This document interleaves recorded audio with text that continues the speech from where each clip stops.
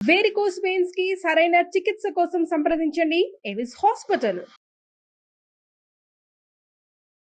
నమస్తే రమగారు. నమస్తే జయ. రమగారు, ప్రతి ఒక్కరికి లక్ష్మీ కటాక్షం కావాలి, లక్ష్మీదేవి మా ఇంట్లోనే ఉండాలి, రండి రండి కోరుకుంటుంది కదా. ఏం చేయాలి రమగారు?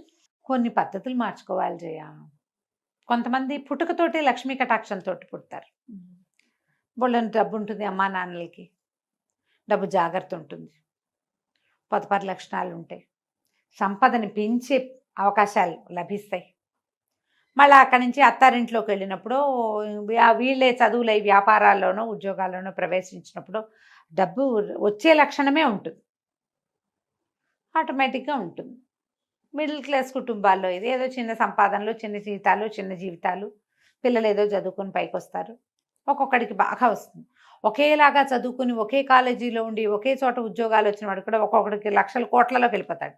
ఒకడు లకారాల్లోనే ఉంటాడు, ఒకడు అది కూడా లేకుండా ఉండేవాడు కూడా కనిపిస్తాడు. ఇవన్నీ మనం అంతే రాసుకొచ్చినవి. మొదటిది అది మనమే మార్చలేం, మన పుటక మన పెంపుదల మార్చుకోలేం కదా. అదృష్టాలు, కలిసి రావటాలు, కలిసి వచ్చే కాలం, నడిచి వచ్చే కొడుకొస్తాడు, ఇవన్నీ ఓకే. మన లివింగ్ స్టైల్లో కూడా డబ్బు పద్ధతుల్లో, డబ్బుని హ్యాండిల్ చేసే విధానాలు, మన ఇల్లు వాకిళ్ళు, మన ప్రవర్తన, మన నియమావళి, ఎథిక్స్, ఏదైనా చేసేటప్పుడు సరైన విధానంతో చేయటం, కొంత దైవారాధన, ఇవన్నీ సరిగ్గా ఉంచుకుంటే ఆటోమేటిక్గా లక్ష్మీ కటాక్షం లభిస్తుంది. కటాక్షం అంటే కొంతమందికి అవసరాల కంటే కొంత డబ్బు ఎక్స్ట్రా ఉండాలని కోరుకునే కటాక్షం కొంతమందికి. అవును, కోట్లు కురిసిపోయి మనవాళ్ళ దాకా డబ్బు ఉండాలనుకునే వాళ్ళు కొంతమంది కదా. ఆ మనవాళ్ళ దాకా ఉండాలంటే కొల్లగొట్టాల్సిందే కానీ కటాక్షాల వల్ల అవదది. బాగా చెప్పారు. ఎవరినెత్తనైనా చేయబెడితేనే మనవాళ్ళ దాకా కుదురుతుంది. వ్యాపారస్తులకి ఇది సులువు. వ్యాపారాలు చేసే దాంట్లో 3-4 తరాల దాకా డబ్బు నిలుస్తుంది. ఉద్యోగస్తులు సాధారణంగా ఏదో చిన్న పొన్న వ్యాపారాల వాళ్ళు, ప్రధానమైనది ఉద్యోగస్తులకి ఇది కొంచెం కష్టం కదా. అయితే మన లివింగ్ స్టైల్లో మార్పులు, ఇల్లు వాకిళ్ళు శుభ్రంగా ఉండటం, లక్ష్మీ కటాక్షం. మరి శుభ్రంగా ఉన్న ఇంట్లోకి లక్ష్మీదేవి వస్తుంది జయ, లేకపోతే రాదు. ఇంట్లో పాతవి, చెత్తవి, పురాతనమైన సామాగ్రి, ఎవరివో వస్తువులు ఎప్పుడు మన ఇంట్లో ఉండటం ఎంత ఇష్టమో జయ. మా ఇంట్లో కూడా ఎప్పుడు ఎవరో ఒకళ్ళు ఉంటూ ఉంటాయి. ఎవరో ఒకళ్ళు వస్తారు, చుట్టాలు పక్కాలు ఉండిపోతాయి. వేరే వాళ్ళ బట్టలు, పాత సామాన్లు వాళ్ళవి మీ ఇంట్లో ఉంచుకోవద్దు. 4 రోజులు ఉంటారు అవసరానికి, తర్వాత వాళ్ళని వదిలిపెట్టి వాళ్ళు వచ్చినప్పుడు పంపించేసేయండి వస్తువులు. ఓకే, వాళ్ళ ఉండనివ్వద్దు. వేరే వాళ్ళవి చెప్పులు, వేరే వాళ్ళవి సామాన్లు వేరే వాళ్ళ ఉంచుకోవద్దు. వేరే వాళ్ళు అంటే ఇందులో సొంత అక్కయ్యలు, సొంత తమ్ముళ్ళు కూడా ఉంటారు జయ. అన్నదమ్ములు అనుకో, ఒకళ్ళ వస్తువులు ఒకళ్ళ ఇంట్లో ఉండొచ్చు. అక్కయ్యల వస్తువులు ఉంచుకోవద్దు. వాళ్ళ ఇంటి పేరు వేరు, మన ఇంటి పేరు వేరు కదా, వేరే కదా, ఉంచుకోవద్దు. 4 రోజులు ఉంచుకుంటే వాళ్ళకి ఇచ్చేయండి, జ్ఞాపకం పెట్టుకుని. ఎనర్జీ ఫ్లోస్లో డిఫరెన్స్ వస్తుంది. వేరే వాళ్ళ వస్తువులు మన ఇంట్లో ఉండటం వేరు, బయటికి పంపించేయటం వేరు. మీ ఇంట్లోనే పాత బట్టలు, పాత వస్తువులు, చెత్తా చెదరం సామాను, ఎప్పుడో 5-6 ఏళ్ల క్రితం తీసుకొచ్చిన నూనె టిన్నులు అవి ఉంచొద్దు. వాకిళ్ళకి ఎండిపోయినవి తోరణాలు, ఈ ఊలువి, పువ్వులవి, పేపర్లవి కొనుక్కొస్తుంటారు. అవి దుమ్ముగా అయితే పాత పడితే బయట పారేసి కొత్తవి కొనుక్కోండి, బెటర్. నేనైతే చెప్తాను, అసలు అలాంటివి తగిలిచ్చద్దు వాకిళ్ళకి. ఏదైనా పండగ అప్పుడు పెట్టుకుంటామా, పండగ వంగానే దులిపేసి లోపల పెట్టేసుకోండి. అలంకారాలు చేస్తారు కదా, అన్ని వేళ్లాడేసి చేస్తారు. వేళ్లాడేసిన వాడు అన్నీ తీసేసి శుభ్రంగా లోపల పెట్టేసుకోండి. పేపర్లు అంటిస్తారు, అన్నీ తీసేసేయండి. ఇంట్లో పాత నూనె కాగితాలు, కవర్లు, అవి ఇవి చెత్త చెదారం ఉండనివ్వద్దు. ఇల్లు క్లీన్గా ఉంచండి. ఖర్చులు పెట్టేటప్పుడు అవసరమా కాదా అని 2-3 సార్లు బేరీజ్ వేసుకుని ఖర్చు పెట్టండి. ఈరోజు ఖర్చును రేపటికి వాయిదా వేసుకోండి. ఇది పెద్ద మన స్లోగన్ అనమాట. అది ఖర్చుని వాయిదా వేయటం. అది అన్నీ కాదు, కూరలు, నార్లు, పులుసు, పప్పు వాయిదా వేయలేం కదా. పెద్ద ఖర్చుల్ని వాయిదా వేయండి. ఈజీగా కొనుక్కునే విధానాలు ఏమున్నాయో అవి యాప్ చేయండి. శుక్రవారం ఖచ్చితంగా దీపారాధన చేసుకోవటం, ఇంట్లో నమస్కారం చేసుకోవటం, వీలైతే ఒక దేవాలయ దర్శనం చేయటం. ప్రతిరోజు దీపారాధన చేస్తే చాలా మంచిది. వాకిలి గుమ్మం శుభ్రంగా ఉంచడం, వాకిలి గుమ్మంలో చక్కగా ముగ్గు, గుమ్మానికి కొంచెం పసుపు కుంకుమ. ఈ గుమ్మంలో పాలు పోయటం, వాకిట్లో పసుపు కుంకుమ వేయటం చేయబోకండమ్మా. నేను చాలా నమ్ముతాను జయ. నేను కొన్ని వాకిళ్ళలో చూస్తే శుక్రవారం ముగ్గేసి పసుపు కుంకుమ వేస్తారు. నేను చూస్తాను. ఇప్పుడు ఆ పసుపు కుంకాలు ఏనాడు ఎప్పుడు వేస్తారో తెలుసా? అసలు పసుపు కుంకుమ వెయ్యకూడదమ్మా. మీరు వేయాల్సింది ఏమిటి?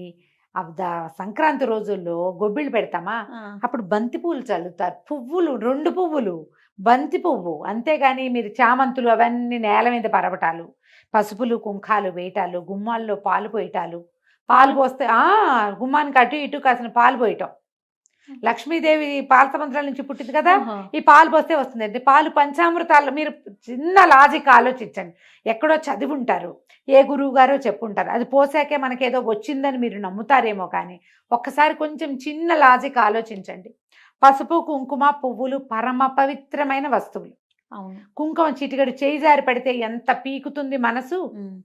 అయ్యో అయ్యో అయ్యో పడిపోయింది అదైపోయింది ఇదైపోతుంది అనుకుంటావు. నువ్వే వాకిట్లో వేస్తావా దాన్ని? తొక్కుతాం కదా. ప్రధానమైంది ఎవరెవరో ఏ చెప్పులతోటో ఏ కాళ్లతోటో తొక్కుతారా? తొక్కిన వాడికి తొక్కిన పాపము, తొక్కించిన పాపం నీది, వేసిన వాడిది పెద్ద పాపం కదా. వేయకండి, అక్కర్లేదు. మీరు వాకిలి గుమ్మం శుభ్రంగా ఉంచుకోండి. వాకిట్లో ఒక ముగ్గేయండి చక్కగా. ఏ చాక్పీస్తోటో వేసుకుందాం. ఇది వరకు బియ్యపిండితో వేసేవాళ్ళు. ఇప్పుడు మనమంది గచ్చులు అరుగులు, ఏవో మొజాయిక్ స్టోన్స్ గిన్స్ ఉంటాయి కదా, అన్ని రకరకాల స్టోన్. ఏదో వేసుకోండి ముగ్గు. వాకిలి చక్కగా అందంగా. పచ్చటి మొక్కలు 2 వాకిట్లో ఉంచుకోండి. ఇంట్లో తులసి మొక్కని వెళ్ళిపోనివ్వకండి, నిద్రపోనివ్వకూడదు తులసమ్మని. ఒకవేళ తులసి నిద్రపోతోంది, పోయేలాగుందంటే ఇంకోటి తెచ్చి పెట్టుకోండి. ఇప్పుడు కూడా తులసిని ఉంచుకోండి. ఆకుపచ్చదనం వాకిట్లో, దొడ్లో కాస్త బాల్కనీస్లో కనపడేలాగా ఉంచుకోండి. ఎప్పుడు తలుపుల మీద బట్టలు వేసి ఉంచద్దు. తలుపుల వెనకాల చున్నీలు చేరతాయి. వారానికో 10 రోజులకో తీసి మళ్ళీ జాడిచ్చి లోపల పెట్టుకోండి. తలుపుల మీద టవల్స్ ఆరేస్తూ ఉంటారు అమ్మగారు. టవల్స్ ఆరేయద్దు, తువ్వాళ్ళు ఆరేయద్దు. తలుపుల మీద బట్టలు ఆరేస్తే అప్పులు పెరుగుతాయని చెప్తారు. అవునో కాదు? అవన్నీ అసహ్యంగా ఉంటాయమ్మా. అందంగా ఉండదు ఆ వస్తువు, ఆ విషయం బాగుండదు. తలుపుల్లో దుమ్ము ఉంటుంది, ఆ దుమ్మంతా మన ఒంటి మీదకి చేరుతుంది. ఏ పురుగు ఏదన్నా చిన్న అవి వస్తాయి కదా ఒంటి మీదకి, టవల్స్ మీదకి. కొంచెం ఈ దేవత అర్చన విధానాలు అవి మార్చుకోండి. కొంచెం ఎవరికైనా సహాయం చేయాల్సి వచ్చినప్పుడు శుక్రవారాలు సాయంకాలం, శుక్రవారం నాడు కబుక్కున్న డబ్బులు ఇవ్వద్దు ఎవరికి. అంటే ఇప్పుడు మీరు పని చేయించుకుని పని మనిషికి జీతాలు ఇవ్వచ్చు, తప్పులేదు. పని చేస్తుంది కాబట్టి ఏదైనా మనం కొనుక్కోవచ్చు అవసరమైతే. కానీ ఒట్టిగా ఇచ్చేటప్పుడు శుక్రవారం ఇవ్వకండి, మిగిలిన వారాల్లో ఇవ్వండి. ఈ శనివారం పూట ఇవి ఉంటాయి కదా, కాయిన్స్ అట్టు పెట్టుకోండి. వీటిని దానం చేయండి. ఎవరైనా వాకిట్లోకి ఒక ముద్ద అన్నం పెట్టు అని అడిగితే తప్పకుండా పెట్టండి. ఏదో వారంతో పని లేదు. ఓ తిండి పదార్థం ఏదైనా ఒకటి, ఒక లడ్డు ఉంది, ఏం లేవు, కూర నార లేవు, ఆ లడ్డు అయినా ఇదే ఉందని చేతిలో పెట్టండి. అలాంటివి అపార్ట్మెంట్లలో పైకి ఎవ్వరూ రారమ్మా. అవును, పైకి రారు, అందరు కిందే కనపడతారు. ఎవరన్నా చేయి చేస్తే శనివారాలు తప్పకుండా ఒక కాయిన్ దానం చేయటం పెట్టుకోండి. కాసిన కాయిన్స్ బ్యాగ్లో వేసి పెట్టుకుంటే సాటర్డే మనకి ఎవరైనా కనపడ్డారు, వాళ్ళ చేతిలో 2-3 కాసులైనా పెడుతూ ఉండండి. ఇవన్నీ పాత విధానాలే, పాత పద్ధతులు. ఓకే. సో లక్ష్మీ పూజ చేసుకుంటారు. మీ ఓపిక ఉంది, మీకు చేత వస్తే చదువుకోండి. లక్ష్మీ కటాక్షం కలగటానికి పెద్దవాళ్ళు మొదటి నుంచి చెప్పింది కనకధారాస్తవం, అది చదువుకోమంటారు. ఓకే. ధన ప్రవాహం కనిపిస్తుంది అని. మీకు వచ్చేది ఎక్కడైనా ఉండి అవకాశం ఉండి చేతికి రానప్పుడు ఈ కనకధారాస్తవం చదువుకుంటే శుక్రవారాలు మంచిది. రోజు చదువుకోగలరా? మహత్తరంగా ఉంటుంది. అంతే. చదువుకోలేరు, శుక్రవారం ఒకనాడు చదువుకున్నాం. శుక్రవారం రాహుకాలం పొద్దున్న 10:30 నుంచి 12 గంటల లోపల 10:30కి దీపం పెట్టేయండి. ఇంకా కొంచెం ముందే పెట్టగలిగితే మంచిది. అది రాహుకాలం అంతసేపు వెలిగేలాగా చూసుకోండి. 12 గంటల దాకా దీపం ఉండేలాగా చూసుకోండి. ఏదైనా దేవాలయ దర్శనం చేయండి శుక్రవారాలు. లక్ష్మీదేవి అంటే మామూలుగా విష్ణువాలయాల్లో పక్కన అయ్యవారి పక్కన లక్ష్మీదేవి ఉంటుంది కదా, అమ్మవారు ఉంటారు, అక్కడికి వెళ్ళండి. ఇంట్లోనే లక్ష్మీ పూజ చేసుకునేటట్టయితే పూజ చేసుకోండి. శుక్రవారం మహాలక్ష్మి పూజా విధానం, ఎంత చిన్న పుస్తకం దొరుకుతుంది. నిత్య గౌరీ శుక్రవారం మహాలక్ష్మి పూజా విధానం 5 రూపాయలు 10 రూపాయల పుస్తకం ఉంటుంది. నిదానంగా కూర్చొని చదువుకోండి. తేలికపాటి శ్లోకాలే, బరువు ఉండదు. షోడశోపచారాలు చేసేయండి లక్ష్మీదేవికి. శుక్రవారం మీరు ఓపికగా పూజ చేసుకోగలిగితే అంత శనగపప్పు వేసి బియ్య పాయసం, క్షీరాన్నం చేసేసేయండి. శనగపప్పు లక్ష్మీదేవికి ప్రీతి అని చెప్తారు. అంటే వీటితో పాటు శుచి శుభ్రత ప్రధానమైంది. మీ ఇల్లు క్లీన్గా ఉండటం. రైట్. అంతే. దాంతో పాటు మీ డైలాగ్ చెప్పట్లేదు. మనసు క్లీన్ గా ఉంచుకోవటం. మనసు క్లీన్గా ఉంచుకోవాలి. చిరిగిపోయిన బట్టలు కట్టుకోకండి అమ్మ. ఓకే. బట్టలు చిరిగినాయి అనుకో, అది కొత్త చీర పారేయలేవు, బాగా గట్టిగా ఉంది, ఏదో పొరపాటు నుంచి కుట్టేసి కట్టుకోండి. ఒక స్టిచ్ వేసేసి దాని మీద కట్టుకోండి. మురికి బట్టలు అవి ఉంచకండి ఇంట్లో. ఎప్పుడు బట్టలు శుభ్రంగా చేసుకోవాలి. ఒకవేళ వారం అంతా కుదరలేదు, థర్స్డేకి మొత్తం ఫినిష్ చేసేయండి. విప్పిన బట్టలు అని. శుక్రవారం ఇల్లు క్లీన్గా ఉండాలి. రైట్. అప్పుడు లక్ష్మీ కటాక్షం లభిస్తుంది. తప్పకుండా రమ్మగారు. నమస్తే. నమస్తే జీ. సుమన్ టీవీలో మీ పర్సనల్ అండ్ బిజినెస్ ప్రమోషన్స్ కోసం కింది నెంబర్కి కాంటాక్ట్ చేయండి.